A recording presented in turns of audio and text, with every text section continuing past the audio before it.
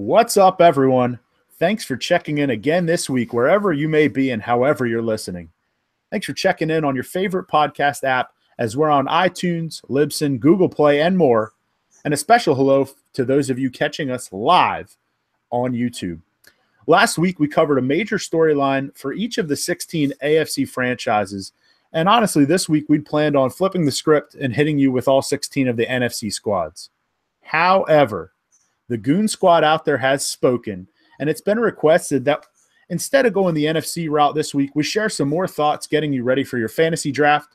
So we've called the audible, we've changed the agenda, and we're going ahead. And as always, we got to give the people what they want, man.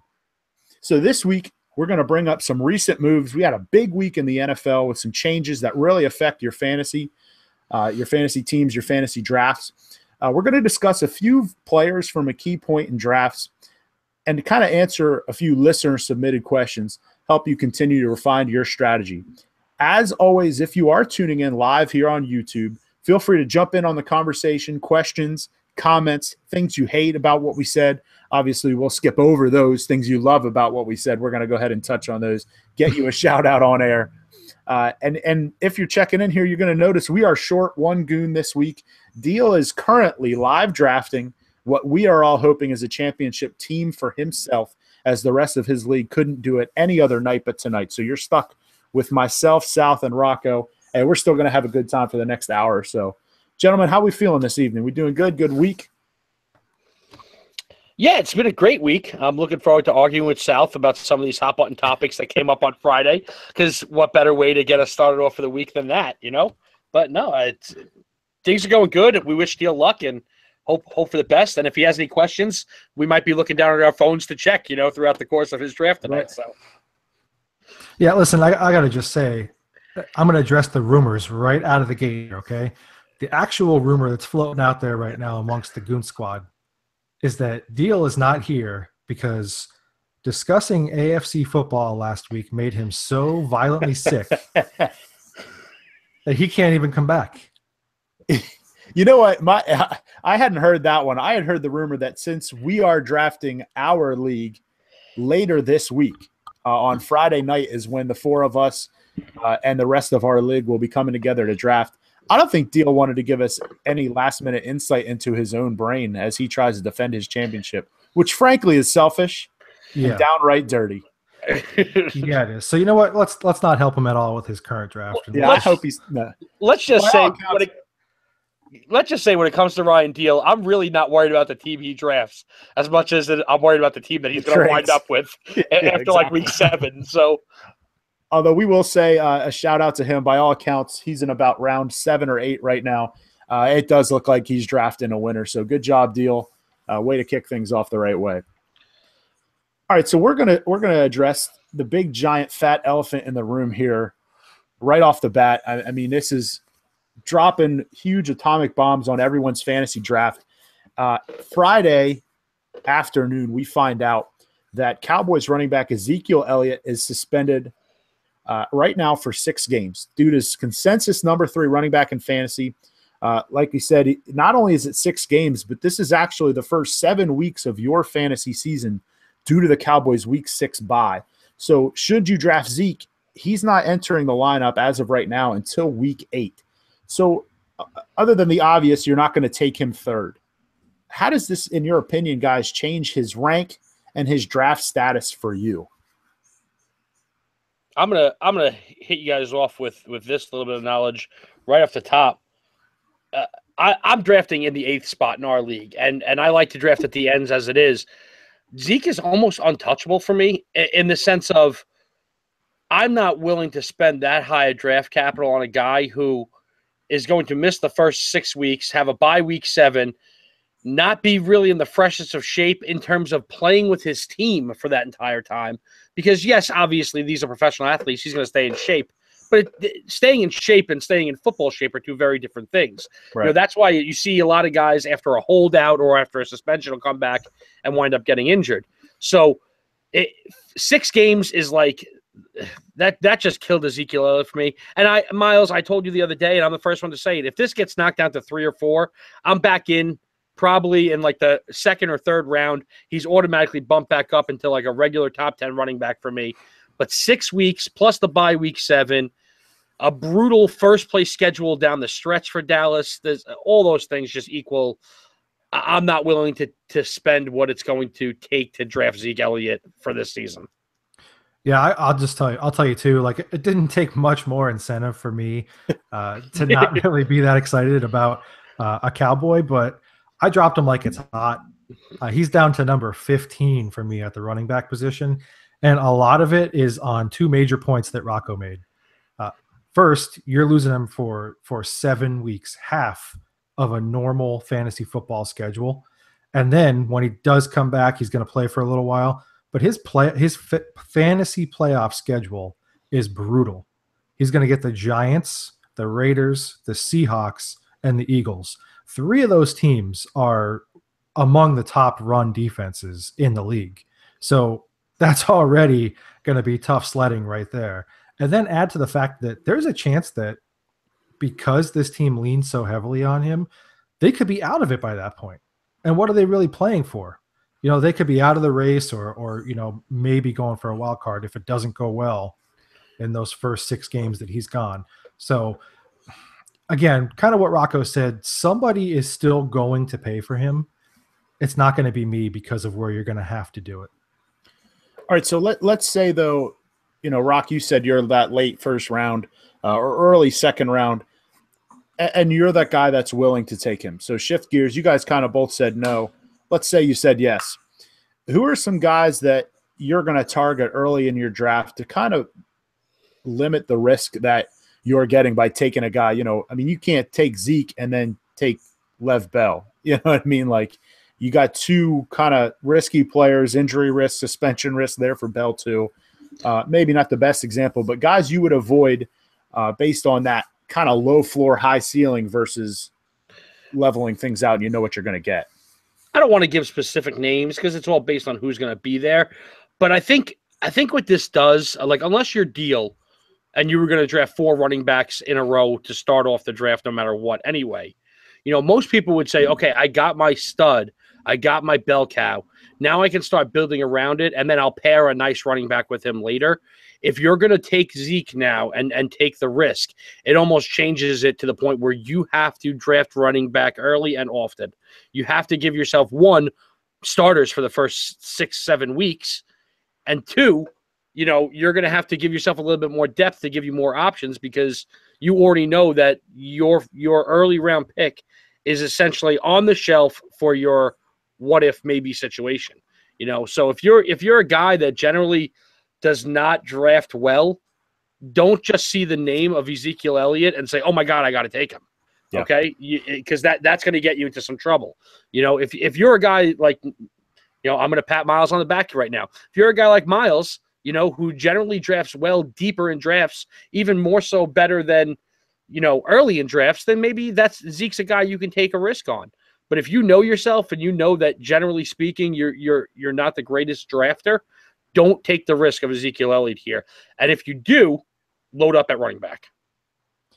Yeah, I'll piggyback off of what you're saying a little bit there, Rock. I mean, you need to take a sure thing at the running back position to put around Elliott for those weeks that he's gone. So, in those first couple picks, you are going to have to probably take more running backs than you want to and look for more options at the receiver position a little bit later on.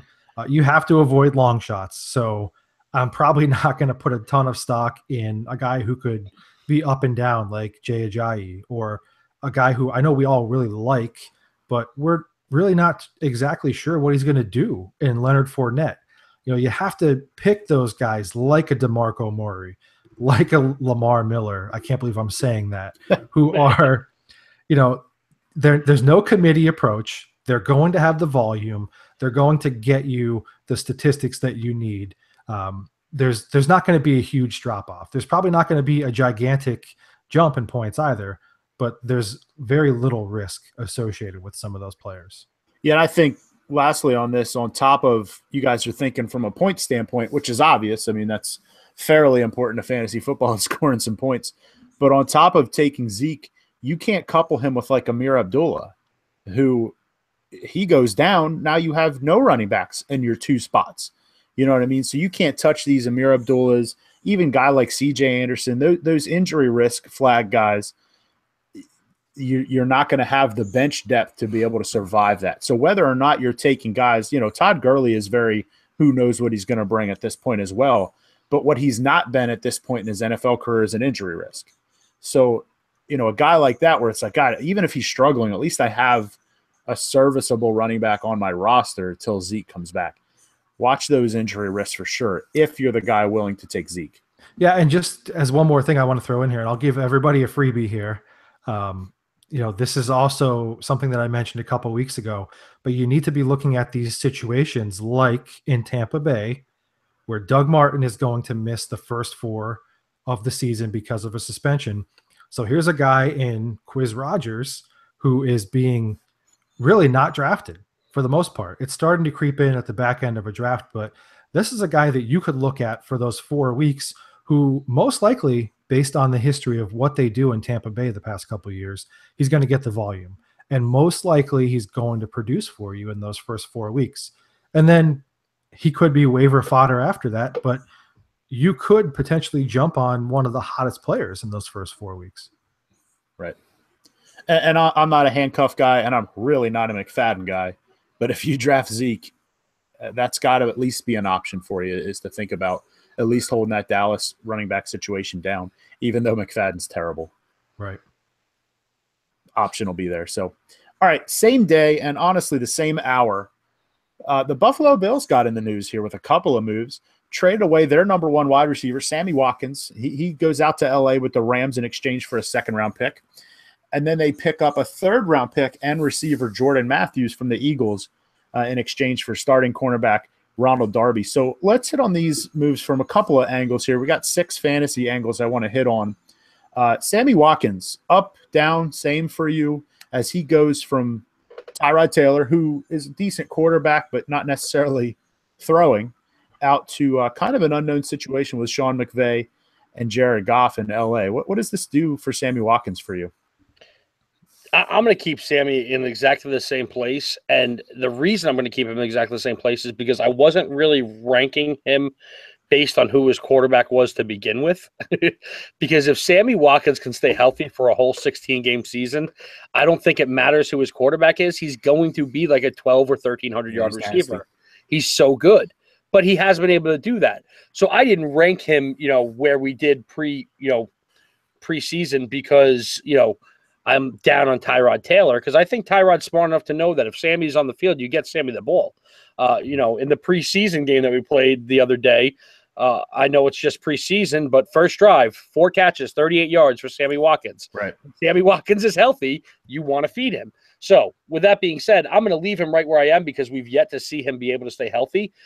But if he can stay healthy, and Jared Goff and him can form a little bit of a bond and a relationship there, Sammy Watkins could be one of those deep sleepers that are on a lot of fantasy rosters this season because, you got him as a steal in like the 10th round, or not 10th, obviously. I'm exaggerating a little bit, but, you're drafting essentially like late wide receiver 2, early wide receiver 3 category, and right. He could wind up giving you number 1 production because he is their number 1 receiver now.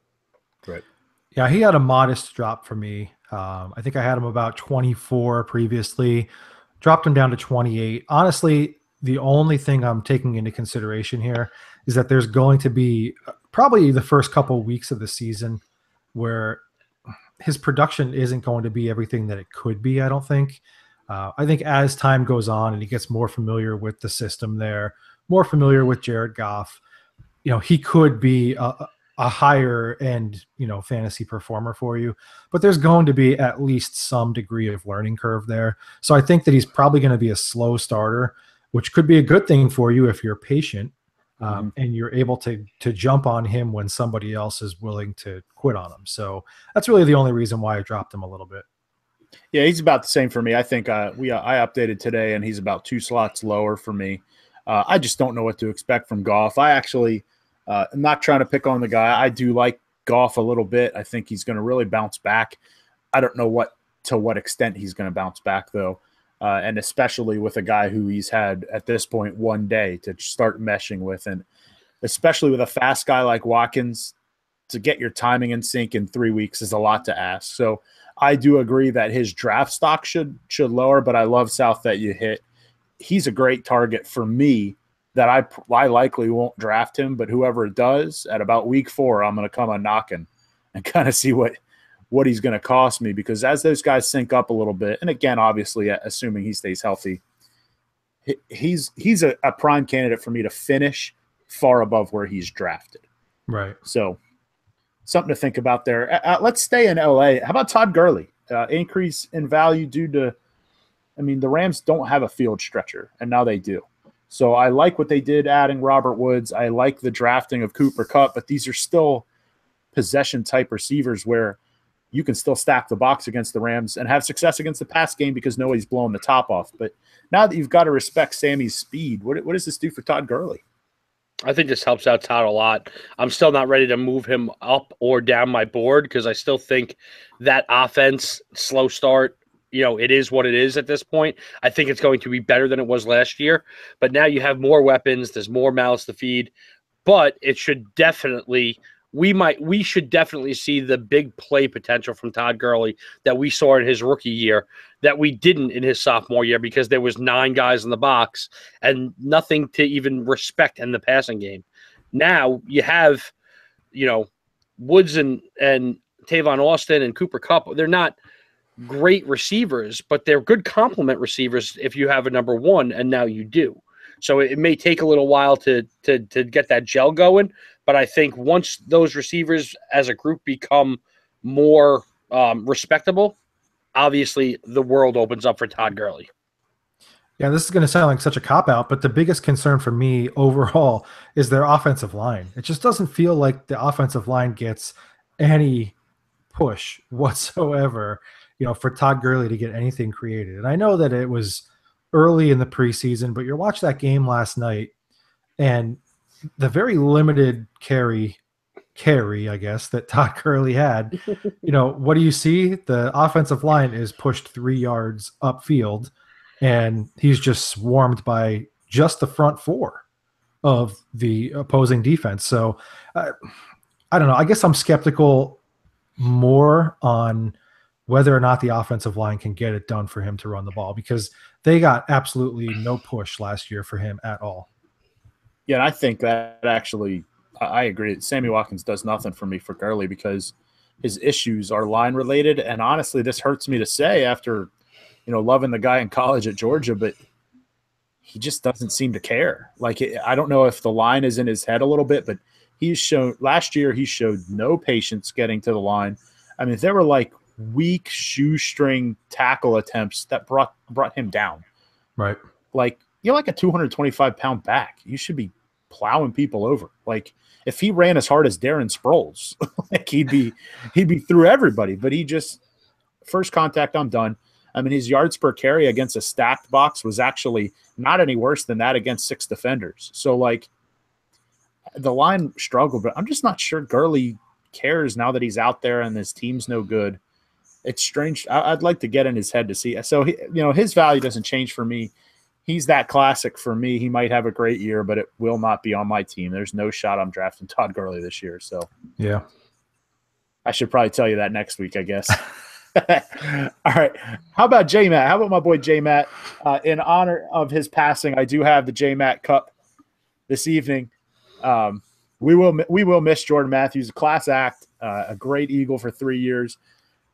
But he is now the number 1 target in Buffalo's offense, which as we and everybody will tell you is a run first offense, and run second, maybe pass third, but coming from Philly, who threw the ball a lot, but he was going to have to share a lot of targets in Philadelphia.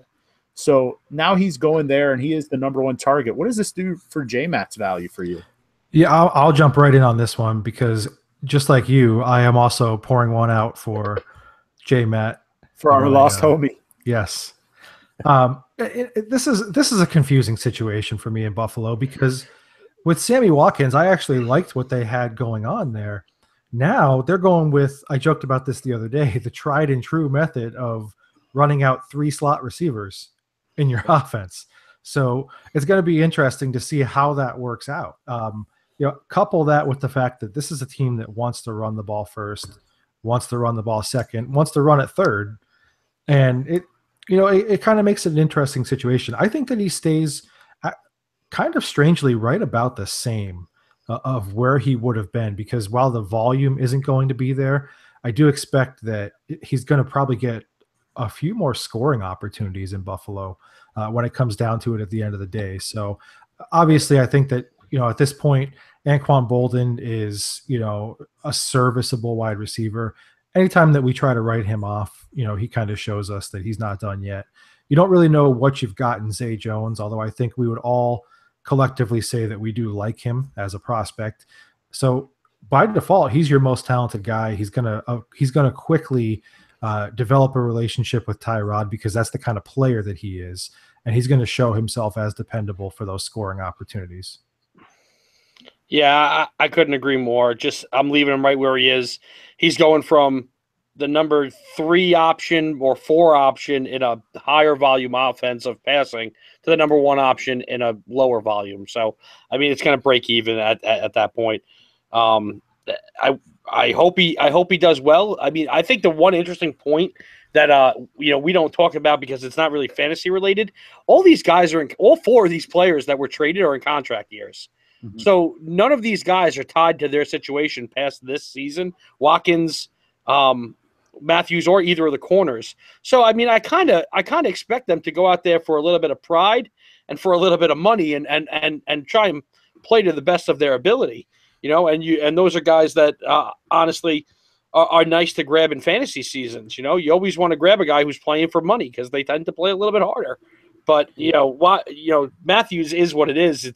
It's the number 1 receiver in a pass first offense, in a run first offense. So, take it for what it's worth. Yeah, I actually moved Matthews way up. I had him 54th, and I moved him up to 37th. Now, the 54 is far off the industry standard. I understand that, but that's coming from all I do all day is watch Eagles Twitter and see practice reports. And I'm high on Aguilar. I'm high on Ertz. I'm high on Jeffrey. I'm even high on Torrey Smith. So I think South nailed it with the scoring opportunity thing. It wasn't going to be there for J-Matt, and now it is. I love him as the number 1 option in this offense, and he's such a hard worker, like you said, that he's not going to go home till he gets it down with Tyrod. So while they're a lower passing offense in terms of volume, I think he's going to get more targets than he would have in Philly. Now, are they more successful targets? I don't know. You know what I mean? I'm not sure what their plan is with him. I love that you hit the contract year thing, though, Rocco, because from what I saw yesterday, Jordan Matthews came out and said that Buffalo hasn't even approached him about a contract. So he's more of a throw-in in this trade that Philly wanted Darby. The Bills wanted the pick, but they needed to replace Sammy Watkins in their lineup. So I think J-Matt's going to go out and say, listen, in the last weekend, 2 teams have shown me they don't want me. Right. Here's what I am. So I could actually see him really kind of blowing up a little bit. Again, he's not a 1,600-yard guy, you know what I mean? When I say blow up, 12 is probably his ceiling. But tell me where you're drafting Jordan Matthews. You wouldn't be thrilled to death with an 80-catch, 1,100-yard, 9-touchdown season. Oh, absolutely. And I think those numbers are absolutely possible due to the fact that the guy doesn't leave the field. He's a healthy guy. He comes out and he plays hard. So I like Jordan Matthews even more than I did before for fantasy purposes, not so much rooting for him purposes. But, we've been hitting the run first thing. Let's talk a little bit about Shady. You can't move him too far up, I guess. I mean, he was already our number 4 running back. Probably once everyone updates their Ezekiel Elliott situation, he'll be our number 3 running back. But he did, it's the opposite of what we just talked about with Gurley. He lost his deep threat. Jordan Matthews, Zay Jones, and Anquan Boldin are Buffalo's receivers. These are all kind of underneath slot-ish guys. 2 of them are going to play outside by default, but you're not running a bunch of 9 routes with Jordan Matthews. So does this do anything to Shady now that teams already knew coming in Buffalo was going to run the ball down their throats, and now they're going to run the ball and not have to have you respect the deep ball? I think the problem here, not necessarily the problem, but the benefit here for Shady is that teams know that Buffalo is going to run the ball. They just don't know who is going to run the ball because Tyrod has that run pass option every play. He's not afraid to take off and go with it. So I think that that's where a lot of the deception in the past has been created with this offense and what opens up a lot for Shady, to be quite honest with you. You saw early on how much that opened things up for him when he had Michael Vick in Philadelphia. And I'm not taking anything away from Shady McCoy as an actual runner because he's absolutely fantastic.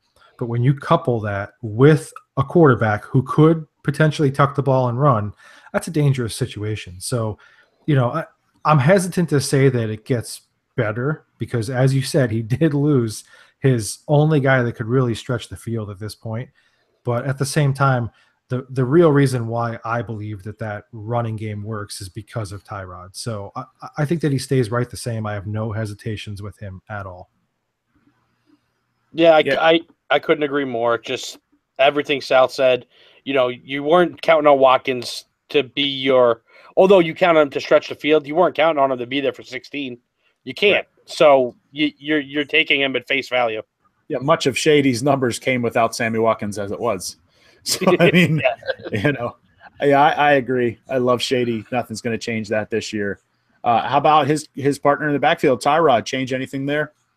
I mean, because as much as we pick on them for not throwing, Tyrod really does throw one of the better deep balls in the league on the rare occasion that they pull it out. He does have a really pretty deep ball. So now with no one there to go get it, does that change his value for you at all as a fantasy quarterback? Somewhat, but I think most of his value, especially in standard league, is the fact that he can run the ball. He's got 500 yards in back-to-back seasons. He's averaging 5 touchdowns a season. He's got 6 in one, 4 in the other. When he is on the field, he's a vital option to run the ball at any point in time, like South just said. So his value has never really been in the passing game. He's a 3,000 to 3,500 yard passer with a nice deep ball, don't get me wrong, and he doesn't turn the ball over. So he's not going to go out there and throw you interceptions. So all those things added up, you don't have Watkins as the deep ball, but you have sure-handed wide receivers in Bolden and Matthews that are not going to drop the ball. So he's still not going to turn the ball over, and he's still going to give you the rushing yards. You know what? I don't know what it is, man, but we have not argued once tonight. And now we're about to agree on Tyrod Taylor. About Tyrod Taylor.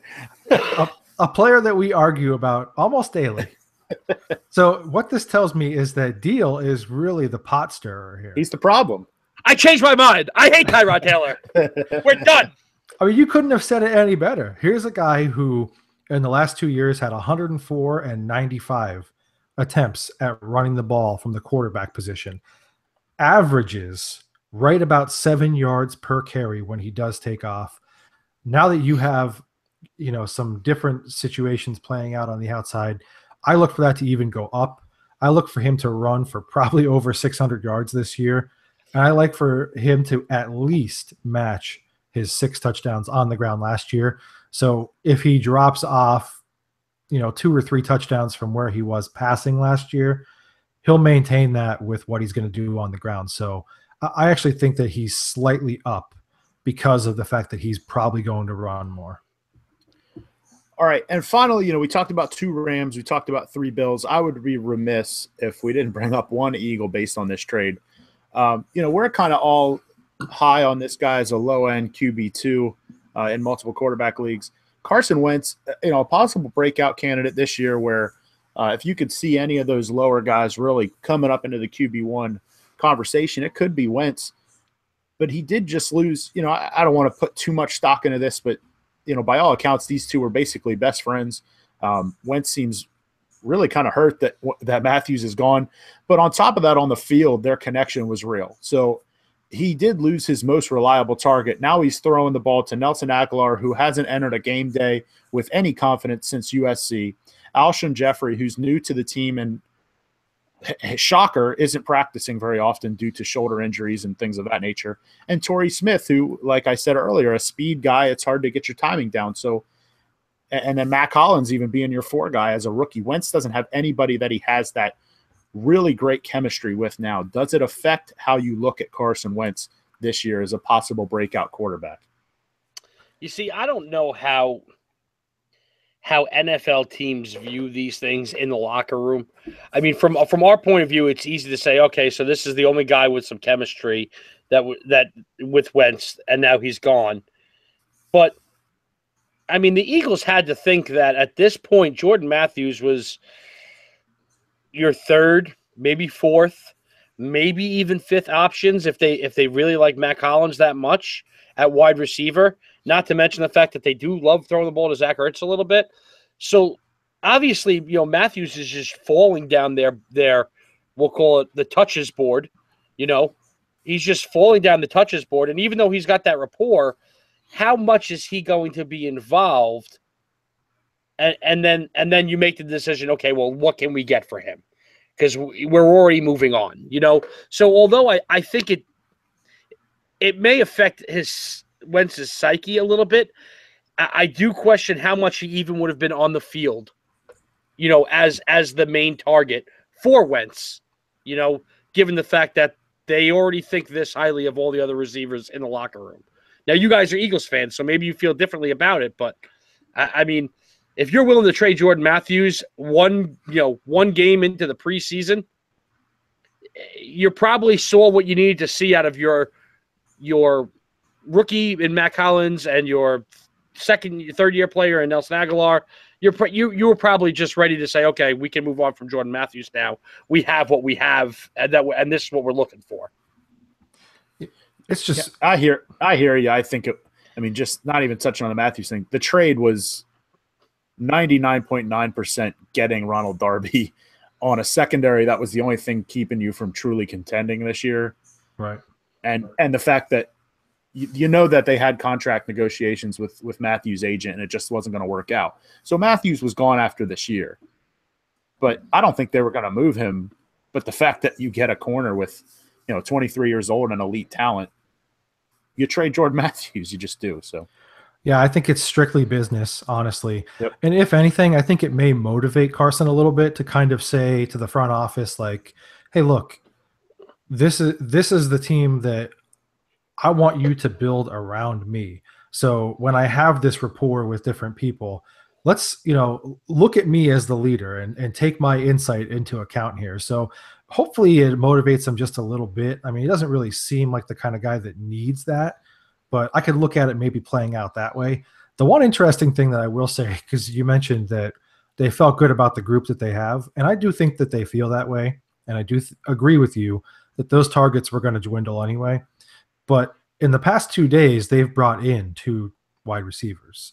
So it's just interesting, transactional moves, maybe just, camp bodies or whatever at this point. But it is a little interesting to me. I was going to say, we got 3 weeks left of preseason. Like, you need camp bodies at this point still.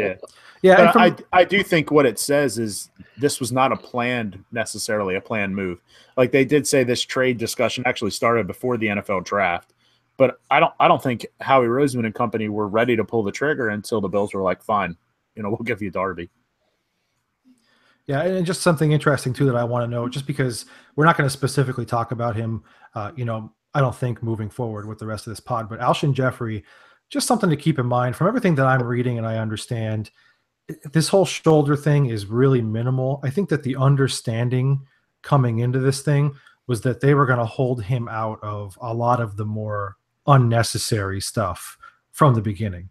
I mean, that's basically everything that I've read and understood on it. They want to keep him as fresh as they can and give him every opportunity to be as productive as they can. So that doesn't concern me too much. I know we just kind of brought it up in passing, but it's worth bringing up. Right. All right. Hey, so for a second here, I'm going to throw it over to South here. A word from one of our sponsors here.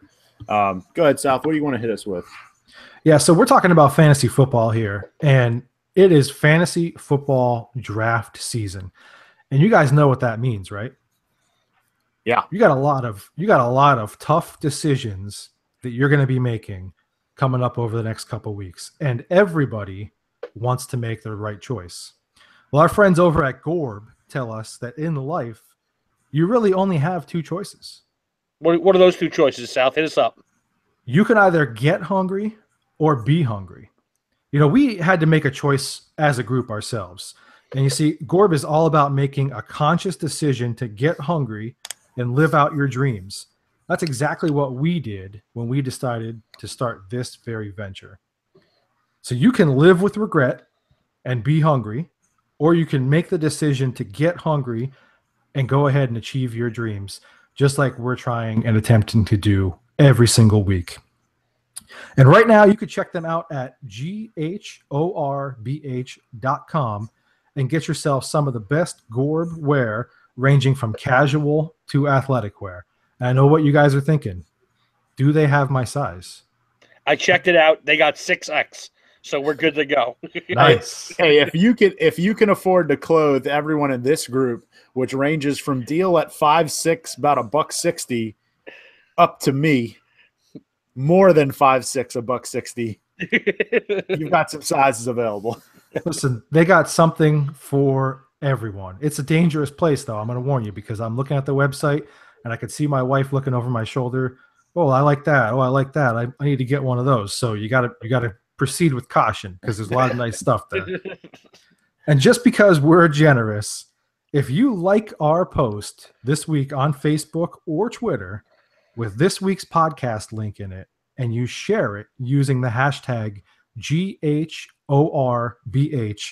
you could be in line to win some free gear. We're going to pick somebody who likes and shares using that hashtag and give away some free gear. It's as simple as that. That's GHORBH.com.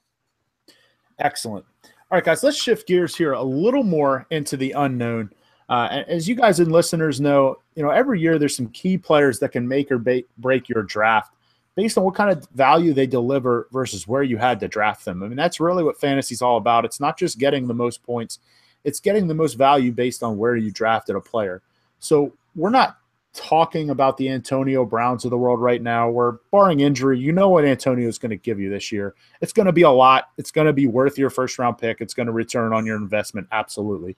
What I want to do is hit on a few of these younger players, kind of gauge interest around the room on your expectations, especially against where they'll likely be drafted. So, I've got a list here, receivers and running backs. Listen, tight ends, we've talked enough about tight ends already. Quarterbacks we'll hit on a little bit, but one of the biggest kind of key pivot points in the draft for me this year is Michael Thomas. I don't know what the heck to do with this guy right now. And our ADP numbers we're gathering from Yahoo, which is our site of choice. His ADP right now, 17.2, so a little bit late second round. He is wide receiver 7. He's going 3 picks ahead of T.Y. Hilton in Yahoo drafts.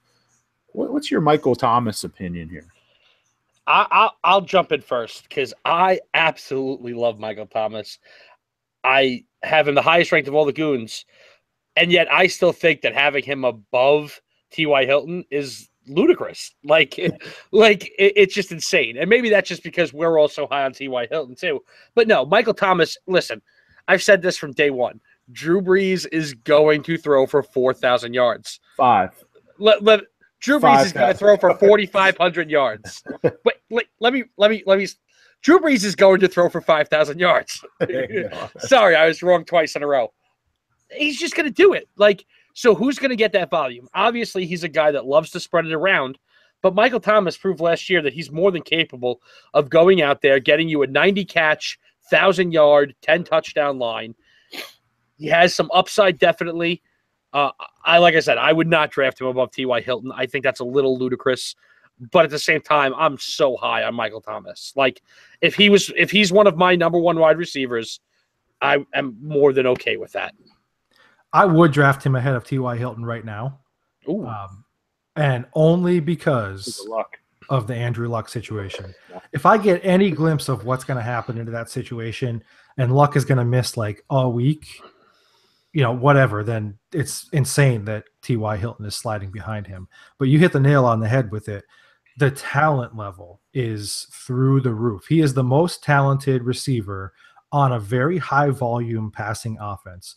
So there's not a whole lot of people that can cover him and really take away what he does well. So high volume, high output. I like him a lot. I think it's a perfect spot where he's going right there toward the end of the second round. I think my only issue and why I say I don't know what to do with him is everything you guys said is true. I mean, Breeze is awesome. Thomas is a lot more skilled than some of the receivers Breeze has given huge numbers to and whatnot. But I'm really wary to put a second-year player who wasn't like Odell Beckham in his second year as my receiver one. Like, if I can grab this guy as my second receiver, I'm on board with that. But to tell me that I should take him ahead of guys like, like we said, T.Y., ahead of guys like DeAndre Hopkins, Allen Robinson, my boy Demarius, who I hope everyone leaves for me in every league, Amari Cooper, even Dez, Doug Baldwin. Like, these are all guys that I'd rather rely on as my top receiver. Now, if I'm going 0 RB, don't kill me there, but, a little hot under the collar with that one. But if I grab Julio in the first and get Michael Thomas in the second, and that was the draft strategy I had, was to ignore running back, I feel okay with that. But if I have Devontae Freeman and Michael Thomas, I feel a lot worse about that, whether or not that makes sense. It's just a matter of relying on him to be my 1,300 to 1,600 yard guy. I'm just not ready to do it. Here's my question for you, and I just have one, because we drill this into our listeners' heads every single week. What is key? What is king? Volume is king. Volume. Thank you, South. You already know that Drew Brees is going to throw for 650 times. Like, It's going to happen. I understand. Who is the number one wide receiver? I did. Yeah, I hear you. Even more so with Cook's gone. I'm not going to be surprised at all if he returns wide receiver 7 numbers. I'm just not ready to bank on it. I think we're really ignoring how much South's boy Willie Snead is going to eat up. Kobe Fleener is much better than he performed last year. There's still the running back situation. Ted Ginn is going to do the Cook's role, albeit in a much worse way. He's still going to do it. I mean, thank you for clarifying that. I mean, listen, we keep saying Breeze 5,000, but when has a Breeze receiver ever led the league in receiving? Like, he spreads it more than anyone. So I don't need him to lead the league. I just need him to be 7th. I hear you. And it's very possible. He's one of those, like, I want Breeze and none of his targets, just like the Patriots this year. I want Brady and none of his targets.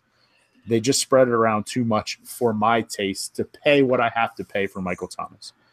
Listen, give me 4 seconds here. I'm going to try and go through this quickly. Number one, Willie Snead, you are right. He is going to eat, and he is my boy, and he is the truth. So if you haven't bought into the Willie Snead hype yet, you need to get on that train immediately. Number 2, Matthew Berry, I know you're listening. Stop stealing all of my material. Every time I talk about volume or I have some kind of catchy phrase, 2 days later on your podcast and your platforms, you're talking about the exact same thing, word for word, about the same players. So if you are talking about Michael Thomas and how much volume he's going to have and how volume is king at any point this week, I am coming to Connecticut. I don't know what I'm going to do. I'm coming there. I'll come with you because I'll throw punch. Yeah, it's going down. I didn't want to threaten the dude on the podcast, but whatever. Why not? We're off the rails right now. We are off the rails. All right, so Brandon Cooks. Let's talk a little bit about Brandon Cooks. My man's ADP average draft position is 27.8, so he's a late third rounder. He is wide receiver 12. And again, listed ahead of a lot of those guys I talked about with Michael Thomas, ahead of DeAndre Hopkins, Demarius Thomas, Allen Robinson, Alshon Jeffrey. Do you like this for Cooks, or are you nervous here? Still too high. Not nervous. Oh, well, let me go first then. It's still too high because now that I'm all heated, this is going to get interesting, I guess, because yeah, let's go. You've got him ranked number 10, which is the highest in the group. I've got him down at like 16. Miles has him 17. Dio's got him 16. So everybody's right in that ballpark.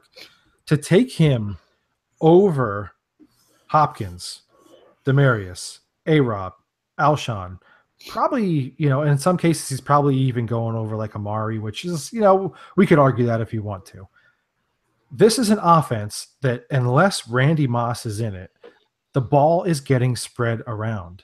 And even, for a guy who's not a particular red zone target, even if you were a red zone target, Gronk is still on that team. So I just don't see where this massive output is going to come that puts him ahead of these kinds of guys. There's just going to be too much spreading the ball around. Too many weeks of him having, 4 catches for 68 and maybe a touchdown for the maybe 2 or 3 weeks that you're going to get where he has 7 for 112. Let me say this, okay? For all the talk of how many weapons they have, and I admit they are stacked in their own way. They're not so much in name, but with guys that they trust.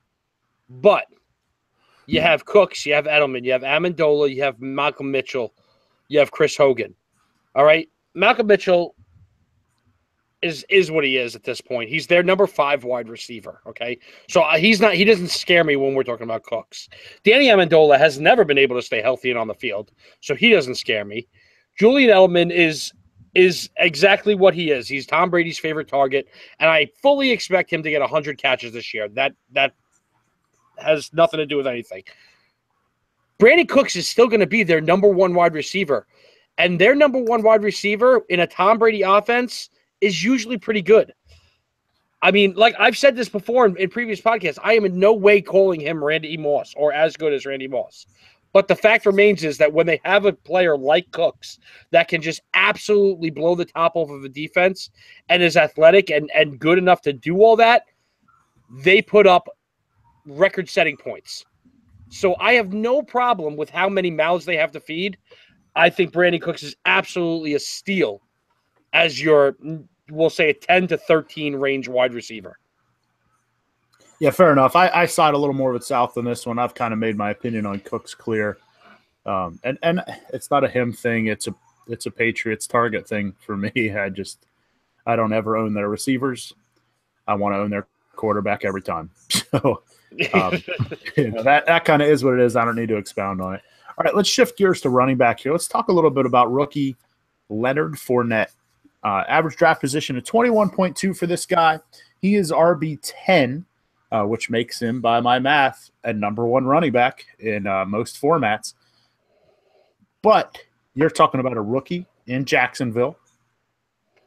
This is not a rookie in Dallas like last year. All right, this is the Jacksonville Jaguars being drafted ahead of guys like Todd Gurley, Lamar Miller, Isaiah Crowell, Marshawn Lynch. Is this guy kind of riding the coattails of Ezekiel Elliott and Jordan Howard's rookie experience? Or are people just too high on his YouTube highlight videos at LSU? Or is this genuinely, I like him in Jacksonville and I'm drafting him as my top running back? Most of this is the highlight videos for me. I got to be honest with you. I'm not even gonna try and hide it. Like this was a man playing with little boys previously. You know what I mean? Like, and I have him ranked number 8. I think a lot of that for me is that I think he's going to get a ton of volume. I think that he's going to get more than enough opportunity, and he is an all-world talent on paper. So the biggest holdup for me, I would actually put him probably into the top 5 if they had any kind of offensive line in Jacksonville. That's going to be the biggest hurdle for me. But my expectation with it is that I know I'm probably going to have to rank him higher personally and maybe take him a little bit higher if I want to get him, because he's probably going to be a running back 2 for me. And I'm okay with taking that risk to try and get that upside versus a guy like Todd and Lamar, who are probably not going to score a ton of touchdowns. Even a guy like Crowell or Lynch, who I think are going to do well this year. So, for me, I'm looking at it all on hype right now because he is a phenomenal talent. Now, you kind of touched on this. Does this kind of feed into the RB2 landscape a little bit, where you're looking at the names in that 11 to 18 or so range, and there's nothing you're like, yeah, I got to get that guy. That's a steal. Like, there's really not much there. So the steal is Fournette.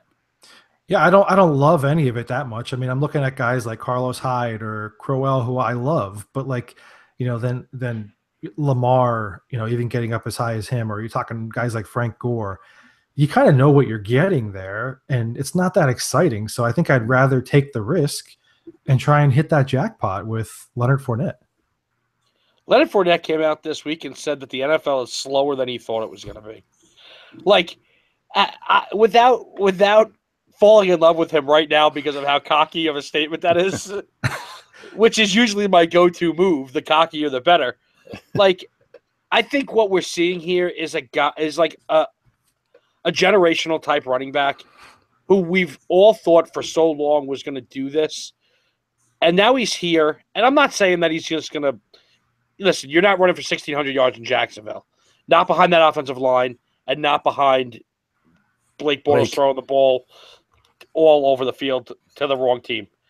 But he absolutely is talented enough by himself to run for like 11 or 1,200 and give you 8 to 10 touchdowns. So if they can improve at all on offense with a solid running game in there, there's no reason why he should not be a top 10 running back. Yeah, I guess we'll see. I'll say of all weeks, I don't want this to be the week that I give some inside information out there. Just take – if you are an owner this week and you're considering Leonard Fournette to be your bell cow back, listen to what we just said about the line and take a little peek at the schedule. Take a peek at the Jags' run defense schedule. That's all I'm going to say about that. All right, let's talk about another rookie runner, Dalvin Cook. My man's ADP, this is ridiculous, is 73.2. He is RB 23. Now, listen, there are a lot of times where I feel like the fantasy industry just says this is where this guy belongs, and everybody jumps on board. And then when you're kind of a contrarian site like we are, and I don't want to say we're contrarian on purpose just to stand out, but I will say that I don't let that affect the way I look at guys. Listen, the only knock here is Minnesota's line is dreadful. I mean, they are downright dreck. South would call them hot garbage if he were hosting this week. Yeah. I mean, pick your favorite like negative connotation, and that's what Minnesota's line is. However, this is a guy we're talking about RB23, so we're in flex appeal territory. He is going to own that backfield. Like Latavius Murray, really? That's what we're nervous about? Like Jerick McKinnon? I mean, you want to watch a highlight tape, put on a little Florida State Dalvin Cook and see what kind of talent and skill set these guys are getting in Minnesota. My question to you guys is, can you afford to follow this ADP data and wait around for Dalvin for what might be a featured back or you know, and I'm not even talking about leagues where, you know, like, all right, so we're looking around the room here. There's no chance Dalvin Cook is going 73rd for us on Friday night. No chance. He'll be a top 30 pick more than likely. If not, definitely top 40. Top 25. Yeah, because you're taking him at 25. I'm taking him at 25. My point here is, if you're in a public league and you don't know anybody and you don't know you know what anybody's favorites are, can you afford to wait around on Dalvin? Maybe even into the 60s. All right, I'm going to give you guys a little inside information. If you don't watch, you know, preseason football like I do, but even in this case, I had a friend of mine who was at the Buffalo-Minnesota game the other day, just for fun. He got a chance to go with his college buddies to the preseason game. He said, like, in the first drive of the game, the first 7 plays, 5 of them were either Dalvin Cook to the right, Dalvin Cook up the middle, or Dalvin Cook to the left. Like, they're going to feature him. They're already starting to lose faith in Latavius Murray. That is not a real concern. Shocker. That is not a real concern for them. So, yes, the offensive line is bad, but they're gonna get him the ball in a lot of different ways. We joke around all the time about how his name is Check Down Sammy. Well, that's good for Dalvin. Good for Dalvin Cook. You know, so if you're in a PPR especially, you could probably see like 400 touches from Dalvin Cook this season. Like, that's like, I'm saying over 300 in the running game. Maybe not 400. That might even be a lot. You know, I'd be thrilled with 3. I definitely over 3. You know, and I want to say probably closer to like the 350, 360 range. Between you know, rushes and receptions. So yeah, for me, this is a no-brainer. I think sometimes, like you said, Miles, the industry just says, well, this is where we're going to pre-rank a guy, and unless something drastic changes to move him up, they just don't move them up, you know. But like, the fact remains is Dalvin Cook is a first-round talent running back. He was a second-round pick, but he's a first-round talented running back. He went to an offense with a poor offensive line, but by every estimation should be the feature back. Yeah, I don't even need to really add anything there. I'm just going to say this. I've got him ranked number 11 overall from the running back position. Honestly, the trend on him being later is closing. So unless you've already drafted, you're going and you want him, you're going to have to change your philosophy on him if you want him. Because, as we said, he's not going to survive in a league like we're in, especially a league where you're getting any kind of points for receptions. And the league that deals in tonight, he told us that Cook went in the 4th round. So, I mean, that whole perception of you can wait on him, that's closing, and it's closing rightfully so. So you're going to have to adjust your game plan if you want to jump on board with him. Right. All right. So when I was doing the research for this thing, I looked at a lot of quarterbacks, and what I found interesting about quarterback ADP data is that it's stupid. It's really something that you shouldn't pay too much attention to because, honestly, you need to focus on your league and understanding where quarterbacks pretty much go because settings can be so vastly different, and the owners' minds in your league can be so vastly different. I touched a couple weeks ago on our league versus another one I'm in where the settings are exactly the same. In our league, we had 2 quarterbacks drafted in the first 2 rounds last year. The other one, we had 5 in the first. So, you just need to know your league when you look at that stuff. I guess all I'd say is if you're looking at ADP data for quarterbacks, pay attention more to where it ranks them positionally versus, 73rd overall. Into Mariota as QB6, where Yahoo currently has him ahead of Russell Wilson, Cam Newton. If Mariota is a target of yours, you may have to reach a little bit, understanding where kind of everybody else is going to have him. So, I didn't want to pick on individuals too much here for quarterback, but if you're looking at that ADP data, use it more to tier your guys and less about what overall pick do I need to take them. Just be ready when the run starts. You got to jump in.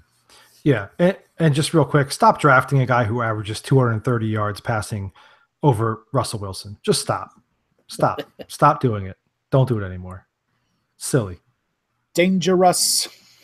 All right, so we're going to hit a question here. We got a great question on Twitter earlier this weekend, and we thought it was one that we really wanted to point out here on the pod. So our guy King Reed on Twitter asked us, who is a player that you are cautious of drafting or have decided to stay away from in your draft entirely, but you also don't want to see in your opponent's lineup on game day? I want to get myself famous for the saying of guy's going to have a great year, just not on my team. I've been saying that for years about players where it's like, God, hey, I said it earlier today, Michael Thomas. You know what I mean?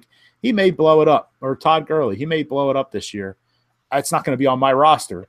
So I'm not thrilled about playing whoever drafts Michael Thomas, but I know it's not going to be me. But so who is kind of your guy, Rock? We're going to throw it to you first. Who's a guy you will probably not be touching, but you're not thrilled to see him on the other side?